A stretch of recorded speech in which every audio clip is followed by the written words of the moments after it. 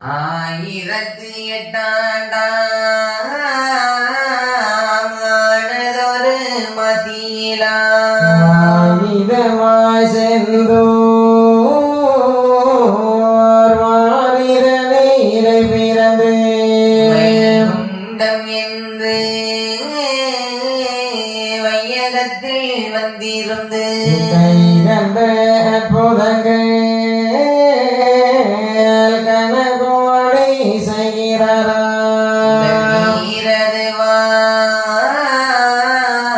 தான் கொடுக்கும் முத்திரையா மண்ணிலுள்ள